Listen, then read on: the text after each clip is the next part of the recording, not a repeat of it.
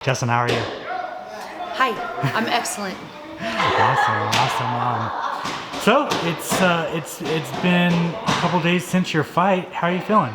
I feel excellent today. I feel relieved about the fight being over.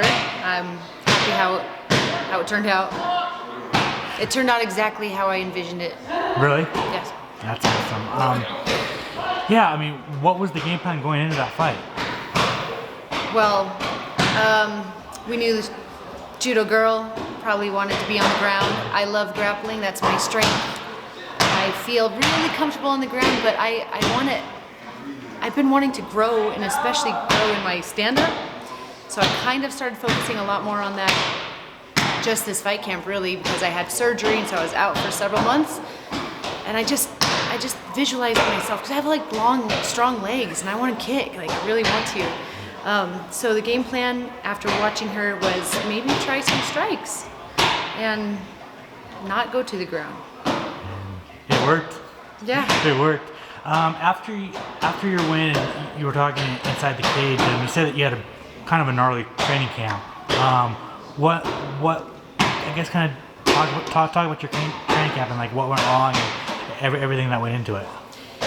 Yeah, so as I mentioned, I had surgery on this shoulder, and so I was out for several months. And then as I started coming back at the end of last year, November, I was so excited to be back and feeling good, and it was still a little, in rehab stages. But somehow I overcompensated with this shoulder, and this shoulder went just like I might have to get a second MRI, but I got an MRI, and it just showed a lot of fraying and inflammation. So I went to Belize to take a week off, and while I was in Belize, I met this beautiful couple, and the husband is an MMA fan, and I'm like, oh, I'm gonna go pro hopefully someday soon, I don't know. That boat ride, right after we looked at sharks, swam with sharks, I got an email. I don't know, like the data just happened to pop up at that particular part in the middle of the ocean, and it said, you've been selected for PFL, and I like looked at him, and he's like, Kayla Harrison, like he's just like so excited about it all. And so I'm like, oh my God, am I gonna be okay? Like what's going on? Is this gonna be healed enough? So I'm like, I gotta get back and go to fight camp. Came back, tried to figure out what's going on the shoulder, felt a disconnect with me and my coaches, felt a kind of like a disconnect with my teammates, and didn't have a lot of like people my size here. And then we had people my size come here, and there was like a weird tension with that, and just didn't feel like a lot of encouragement and support as I'm trying to figure out what's going on with the shoulder so that I can like actually use it. What happened to this one is what felt like happened to this one, which is a rotator cuff. It's feeling good today. I did some therapy yesterday, but in the meantime I'm trying to figure this out. I went to acupuncturist, cupping, myofascial massage, body work. Like I went to like anybody that can work on shoulders, and I finally got an x-ray on my spine, and I got an issue with my spine going on. So I'm like, but at least we know what it is. This arm went numb, the nerves are pinched and compressed. I've also learned that that's not uncommon, and I have a teammate here who said he had that going on for like 2 years, and he's like, you can still fight. And I'm like, I can't feel this finger, these fingers and this whole hand down here. I can still fight. So that was frustrating. And then I'm trying to like baby this arm, and I end up hurting a rib, spraining an ankle, pulling a hamstring. And in the meantime, I just felt so like alone, like not supported. And with like all this stuff, I'm like, okay, is this just telling me not to take this awesome opportunity? Like, this is a huge deal. It's huge for me. I feel prepared. I feel ready coming out of an amateur career, 5-0. But like my body is telling me something, or is it? What's it telling me? So I felt pretty confused about if I'm forcing something, because that seems to be a thing I do, is like I'm so zealous. I just want it to happen. I want it now, and I force things. And you can't do that with life. You just have to like let it flow, let it happen. Be open and ready, but like don't don't force it. And then a couple weeks before the fight, I got kicked in the head and went down pretty bad. Seemed to be okay. I was down for a bit, seemed to be okay, and I just had to step back from training hard. Went through a whole protocol to assess, and it seemed to be fine as far as like moving and punching and being athletic, but doctor didn't want me to get hit. So I said, that's great, that's even better motivation not to get hit in my fight, because I didn't know if I should continue with the fight after that. So I was like, okay, my body's telling me this shit happened. Maybe the universe is like, hey, you're not listening, let me knock you out real quick, now are you gonna listen? So I went to the desert with my dogs one Saturday night and just built a fire, because you can do that in Nevada. You just go out in the desert and build a fire, shoot guns, whatever you want. And, just reconnected, talked to the moon, tried to feel it out, slept in my car with my dogs, stayed out there for a little bit the following day, took some more naps. It was beautiful. It was like windy and cool and sunny. And then I'm like, this just feels like a challenge. It doesn't feel like it's trying to stop me. It's trying to see how bad I want it. And so I felt a lot more relief and maybe answered. And the answer was, now you're just gonna have to try harder and focus better. And through the process, there's a lot of things that I've learned about body. I'm reading this book, The Body Keeps a Score, where trauma is stored in your body. And I'm like, dude, I dealt with my childhood trauma, so why is this shit happening? And then it turns out it's generational, but that's like a whole different topic we could talk about some other time. It gets pretty deep. And it's just been like a really cool exploration, like just learning about the body and learning about the cells and the DNA, how it can get passed and stored in the body, and that I'm dealing with that and I'm healing that. So I'm healing not just the body right now in this time, but just from grandma and all this, my ancestors who went through so much bullshit, which is another motivating thing. My ancestors were hiding in the water with tule reeds while the cavalry passed for 3 days. Like, if they can survive that, I could deal with this in a cage with some little hurt arm, right? So just put into perspective, like, we're survivors. Like, my DNA is to overcome and to deal with it. And since we live in such luxury these days, I think I just wanted that extra challenge. So I brought it upon myself to like have to deal with all these injuries and ailments in order to still make it happen. Does that make any sense? Yeah, no, for sure, okay. For sure. So I truly believe that's what it is. And so I had to remember that I'm in charge, whoever I am. It's not my body. That's just what I've been given. I'm in charge, and I'm gonna operate my body, take care of it as the best I can, and then make it work. I am still in the process of doing the neck thing. I have a new chiropractor, and they're very slow, tedious correction of the spine. So we're still working on that. At least my fingers aren't numb anymore. Well, that is a good thing. Yeah. So that was a fucking wild training camp. I mean, was there ever how close were you to like saying, this isn't the time, let me pull out of this? Well, right after the knockout, I was like, okay, this is probably not going to happen, and that sucks because this is a huge opportunity, and I'm looking forward to it, but I got to listen. And I was willing to give it up. I was willing to give the opportunity up that week, so it was like 2.5 weeks, 3 weeks before. And I'm like, well, I'm just gonna listen to the doctor and go through the protocol and we'll see, But it seemed fine. So that was really the only time.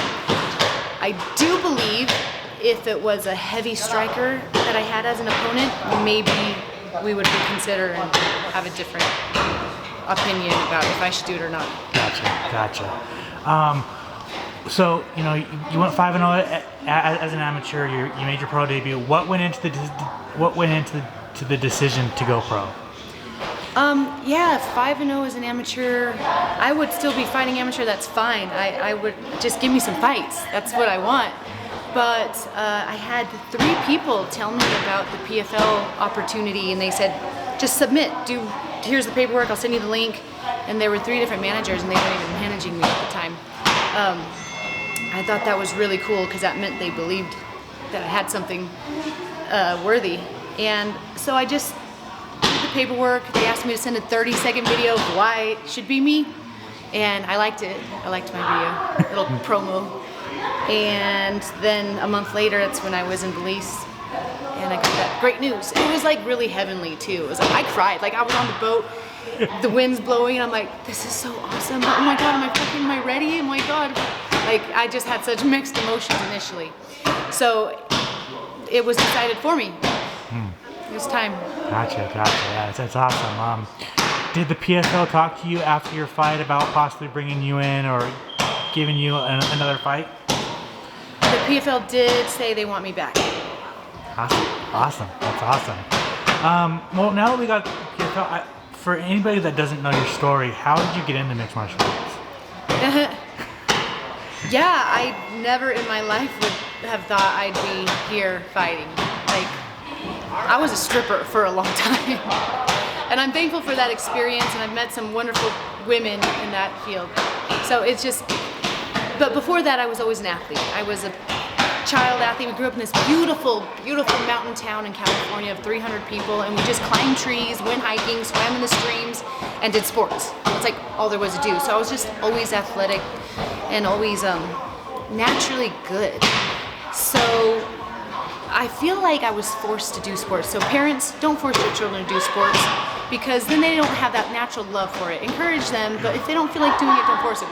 So what I really loved about sports was that I was entertaining people, and I just loved that they were entertained by me.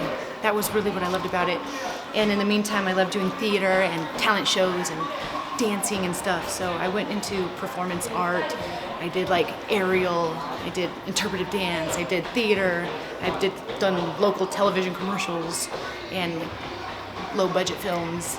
Nothing weird. Just art films and stuff too. And so I'm like, I love that, but I like my body. Like I wanted to be a stunt person. One night I went to a venue where I had a show the following night, and I wanted to assess the rigging because I did aerial, and I saw pro wrestling going on, and I'm like, what the fuck? I know this is pro wrestling, but I didn't know. I've only seen on TV with like the big production of WWE. I didn't know it was like this. In an independent circuit, it's intimate, it's personal. The audience is bantering back and forth with the wrestlers, and there's costumes, and it's just raw. And I'm like, this is what I love. Because as a performer, I love having the audience engaged, and pro wrestling is perfect for that. I could go into a whole thing about pro wrestling where it's so much more challenging that people don't realize, because it's not choreographed. It's very much an improvisation. So you have to feed off the audience, and whatever the audience gives you or doesn't like or likes, you have to build up. And I was like, I'm gonna be a pro wrestler. At that moment, I was like, I'm doing pro wrestling. So I called them the next day, and they kind of like, yeah, just come in and watch wrestling, and then we'll see. I was like, that was rude. But now I know, a lot of people say they want to be pro wrestlers, but when they realize what it takes just to like stand there and fall hard on your back for the first 3 weeks and flip and land on your back, or let someone clothesline you and just fall on your back, like that's like the hardest learning curve anyone could ever imagine. And so a lot of people don't last. So I ended up going a couple years later because I moved, and then it was off in the pro wrestling world from there. And I had some great experiences. But at one point I was like, I should learn something legit so I could like, I didn't even realize that pro wrestling hip toss was an actual like judo toss. Like I didn't know anything. And once I started realizing that, I was like, maybe I should learn the legit stuff so I could have a better understanding of how to do these moves for a show. And so I stumbled into an MMA gym, this tiniest little gym in Orangedale, California. And MMA class wasn't going on, but jiu-jitsu was. And I'm like, what is that? They said, here, put this gi on. I'm like, this is hot. And then I just learned whatever. I don't remember what it was, but at the time it was live rolls. These girls were just grabbing this gi, just freaking choking me out left and right. And I'm like, I'm big and strong and athletic. How are these little girls just like, I'm tapping left and right? So I fell in love, and I stayed there. And that was 1 year of jiu-jitsu before they said, hey, you want to fight? I'm like, not really. I'm a pro wrestler. I don't like really, it's like, It was slap the thigh, Hulk Hogan style. But then I'm like, maybe I should try it just to feel what it feels like to walk into a fight and to prepare. I had no idea. No idea. That was the most scared I felt. And that was the most boring fight in the world. And she was not that prepared for me because I think I just looked scary. But that fear that I felt is what hooked me. I like being scared. And I was like, I gotta do this again. That fight was too easy and too quick. It ended in the first round. All of a sudden, it was my first fight, and I felt like I could have pummeled her more, but I felt bad. Like so I armbarred her, and I'm like, I gotta let go. Like there's something inside me that just wants to let out, and I didn't get to do it, so I better do it again. So I said I'm gonna do another one, and then they were gonna have me booked with this professional boxer. She has like 30 plus professional boxing bouts, and I was only doing jiu-jitsu for a year and a half, and I felt like I signed my death wish. That fight didn't go through because in sparring I got snap kicked and broke my nose a couple weeks before. Several years later, that particular boxer made her MMA debut on the Contender Series. So she's kind of my secret nemesis because since I broke my nose, she started talking like everyone pulls out, no one wants to fight her.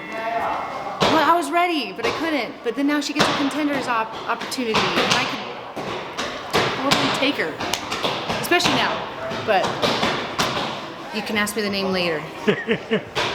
I don't know what she's doing, but yeah, I haven't seen much activity from her lately since that fight. Yeah, so there we are. Then I moved to Vegas, wanting to train more for pro wrestling. It's a great hub for pro wrestling. We can fly out. I was flying out to different cities doing pro wrestling stuff, and then I'm like, I'm gonna go to a gym here. I found Syndicate, and I'm like, this is what I want to do. I love pro wrestling, but I love fighting. I've never loved anything more. So it's just, I'm thankful for this place and the coaches that have been here, and I've definitely grown in so many ways. That's awesome. Yeah, that's a very awesome story. Just all these different ways, and then you ended up here. Yeah. Finally, what do you want your 2022 to look like? I want my 2022. It's a great question. What do I want it to look like? It's gonna be what I envision it to be. So the PFL was a surprise, but now that I have that as an option, I would love to come back and keep winning. I intend to always win. And that's because I'm very adaptable. I have a lot of protection on my side too. I would like to have a few more PFL fights. I didn't get the contract this time, but I know that they like me. I don't know. And I'm gonna continue to grow. Like every fight they see me in is gonna be better than the last because I'm continually growing.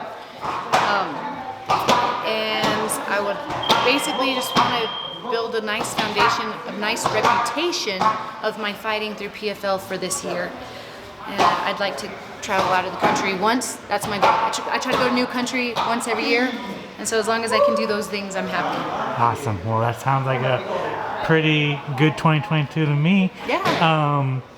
You want to thank you so much for your time. If you want to plug any social media, you want to plug any sponsors you got, you want to thank anybody, the floor is yours. I have so many people to thank with dealing with the issues that I've had going on. I've attracted a lot of women healers. My best friend, who was also a stripper, opened a holistic wellness business, and so she does hypnotherapy. She did hypnotherapy on me, and we went deep. Like, you don't need mushrooms for this. It was intense and good, and it just was clearing. I'd like to work on a lot of that more, so I thank her for that. I met this new chiropractor who does also body work and healing, and it was so cool. She said, I got my chiropractor license so I can do the real work, Reiki, holistic, like the inner work that isn't Western medicine. I thank her because she was there. I thank my grappling coach, Dave Balea, We have a history, and then it's been also up and down. And bottom line is we have a love for martial arts, and we believe in each other. So like just that working together is exponential. And I'm so thankful for him. All my teammates, Roxy is such an inspiration to me. I love her so much. I'm thankful for Syndicate for providing this place to grow. I'm just thankful for everybody because they've all brought something amazing to my life in some big or small way. It's important. Like, just people. I keep attracting amazing people. And then I guess I shouldn't keep my Instagram private, but it's been private, and I will select and choose my followers, and if they're not MMA or pro wrestling fans, I don't allow it. Or unless they're really cool musicians or artists, then it's good. But like, I love for anyone to follow me, but I just want them to be interested in what I'm doing. I get a lot of weird messages, so I'm trying to avoid more of that. I bet. Yeah. Awesome. Thank you.